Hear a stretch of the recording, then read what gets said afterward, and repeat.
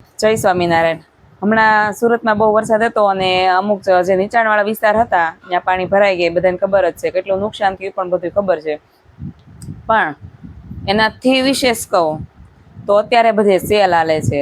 તો સેલ અત્યારે કઈ રીતના છે? હા, એકચ્યુઅલમાં જે ભીનું થઈ ગયું છે, જે પલ્લી ગયું છે એના સેલ કાઢ્યા, એનો કોઈ વાંધો નથી।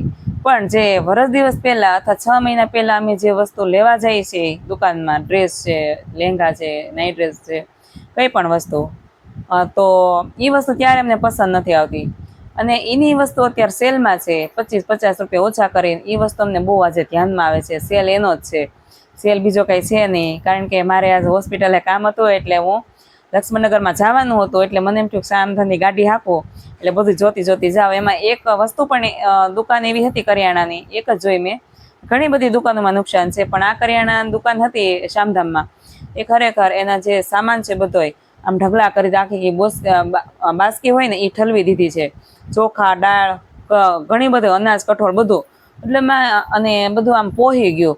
હવે એ કેટલું નુકસાન।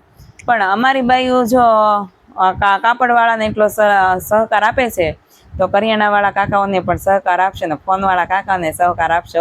કારણ કે નુકસાની તો બધાને છે।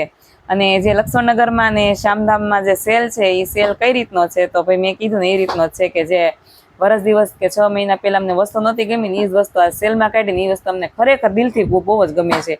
આ સેલ છે અને અમુક દુકાને એવો પણ અનુભવ થયો, હું તો ખાલી જોવા જ ગઈ હતી, મારે કાંઈ લેવાનું નહોતું, પણ આ તો અપોઇન્ટમેન્ટ મારી કેન્સલ થઈ એટલે હું ટાઈમે પહોંચી ન શકી, એટલે અપોઇન્ટમેન્ટ કેન્સલ થઈ એટલે મને એમ થયું હાલ હું પણ આટો મારું, બધા આ સેલ કરે છે તો ત્યાં હું એક દુકાનમાં જાઉં છું અને હું પૂછું છું કાકા આનું શું છે, આ સેલમાં છે ને? તો કે નહીં, એનો સેલ પૂરો થઈ ગયો છે, હવે સેલ કે આનો જ છે। મતલબ આ જે વેસ્ટેડ વસ્તુ છે, જે 2 વર્ષ રાખેલી વસ્તુ છે, જે નથી ગમી એ વસ્તુનો સેલ છે।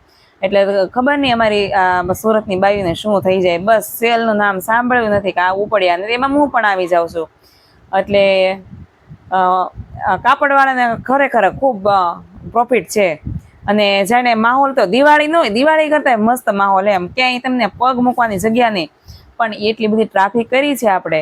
પણ એ તો ધ્યાનમાં રાખો કે જે લોકો સવારમાં કામે જાય છે, જે લોકો એનું ધંધે જાય છે, એનું શું આપણે ટ્રાફિક કરીને બેઠા? કારણ કે હવે બાઈઓ મેં ગાડીઓ હાકીએ, ટ્રાફિક થાય ને ગમે ત્યાં પાર્ક કરી દે, એવું નહીં કાંઈ પાર્કિંગ નથી કરવાનું। કાકા સામેવાળા કાકા ના પાડે કાંઈ પાર્કિંગ નથી કરવાનું, પણ એ કાકા અરે જીભાજોડી કરી અને આપણે પાર્કિંગ કરી દેવાનું। અને એક વસ્તુ એવી બની કે એ દીદી એના નાના બાળકને લઈને રસ્તા વચ્ચે જતા હતા ને ગાડીવાળાને બિચારાનું ટ્રાફિક, ફૂલ ટ્રાફિક, અને સેજ ટચ થઈ ગયા ને તો કે આંધળી ન છો?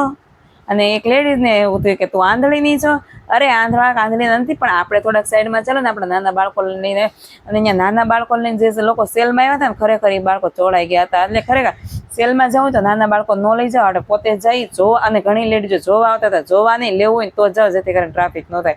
તો તમારે આ સેલ વિશે શું કહવું ને જરા કહી દેજો। જય સ્વામિનારાયણ।